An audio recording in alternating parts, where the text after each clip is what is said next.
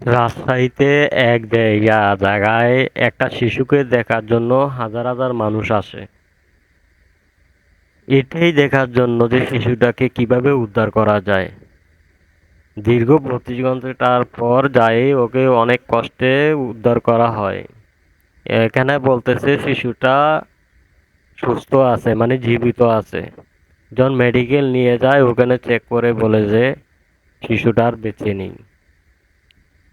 তো এই বাংলাদেশের সরকারের কাছে এতটুকু অনুরোধ থাকবে, আপনারা যে জলকূপের কতগুলা ডাকনি থাকে ওগুলার দিক নজর রাখবে দয়া করে। আর শিশুটা তো মারা গেছে, চলে গেছে, বেঁচে গেছে, কিন্তু হাজারো স্মৃতির মাঝে রয়ে গেছে শিশুটি। হাজারো কষ্টে আহার্তনার নিজে রয়ে গেছে শিশুটি। হাজারো হাজারো মানুষ আসছে ওকে দেখার জন্য, শুধু জীবিত বাঁচানোর জন্য। অনেক সরকারি কর্মকর্তারাও ওরা আসছে ওকে বাঁচানোর জন্য।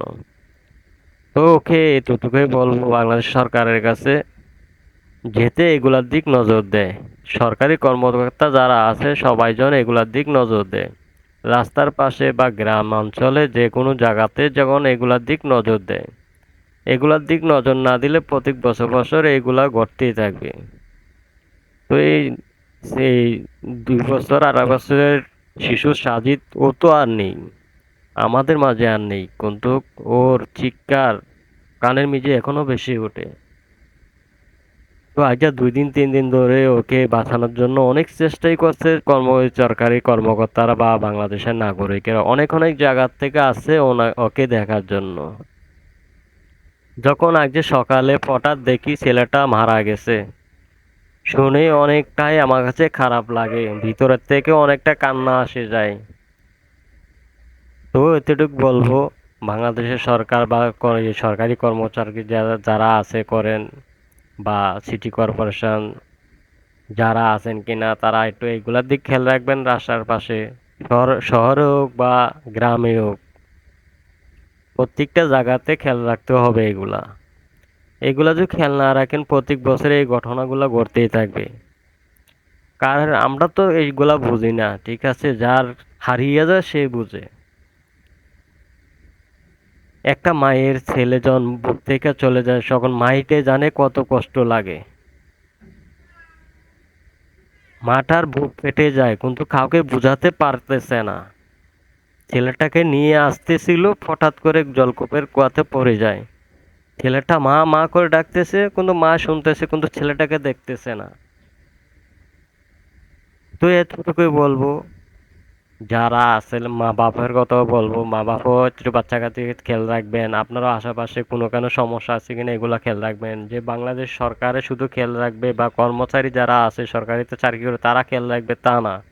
আমরাও বাংলাদেশের নাগরিক হয়ে দরকার যে আমরা এগুলা খেয়াল করার, কোন জায়গা কি সমস্যা হইতেছে বা কোন জায়গা সমস্যা আছে, বা এটার জন্য কোনো কারো হয়রানি হচ্ছে কিনা বা কারো সমস্যা হচ্ছে কিনা এগুলা খেয়াল রাখতে হবে। তাহলে গিয়ে আমরা এগুলা নিশ্চিত করতে পারবো, বা একটা মানুষ দুর্ঘটনা থেকে বাঁচতে পারবে। হ্যাঁ, জলকূপের কুয়া আসলো এখানে, ঠিক আছে, এটার তো ডাকনি থাকে।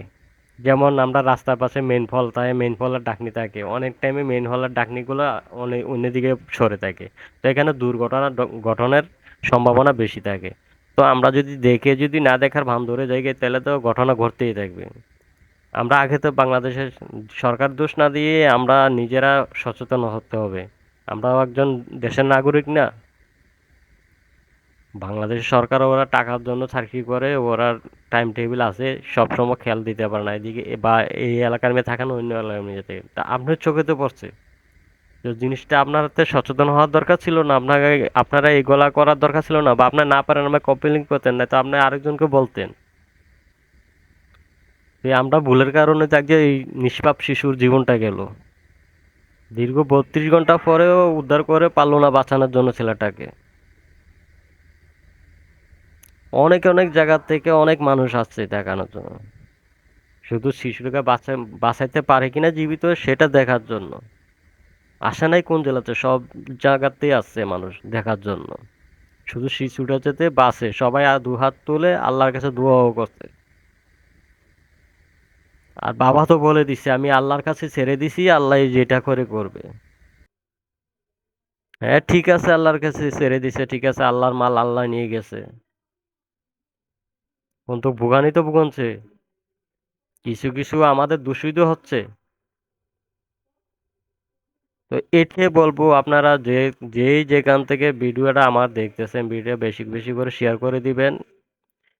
আর ভবিষ্যতে একটু খেয়াল রাখবেন রাস্তার আশেপাশে বা গ্রামাঞ্চলে, যেখানেই থাকুক নিজে না পারুন আরেকজনকে বলবেন, আরেকজনকে না পারলে আরেকজনকে বলবেন, বা 999-এ ফোন দিয়ে কমপ্লেইন করবেন। আজকে আমাদের ভুলের কারণেই কিন্তু শিশুর জীবনটা গেছে। তো এই আমরা যদি দেশের নাগরিক হয়ে যদি একটা জিনিস যদি খেয়াল না রাখি বা জিনিসটা না করি, তো সরকারের দোষ দিয়া তো লাভ নাই। আরে সরকার আসবে ঠিক আছে, সরকার তো সরকারে, সরকার কি আর কাজ করে? কাজ করাবে আমাদেরকে দিয়ে, আমাদের মতো মানুষ দিয়েই তো করাবে। তো এতটুকুই বলবো, সবাই সুস্থ থাকবেন, ভালো থাকবেন, নিজের প্রতি খেয়াল রাখবেন, রাস্তাঘাটে আশেপাশে সাইডে খেয়াল রাখবেন, এইসব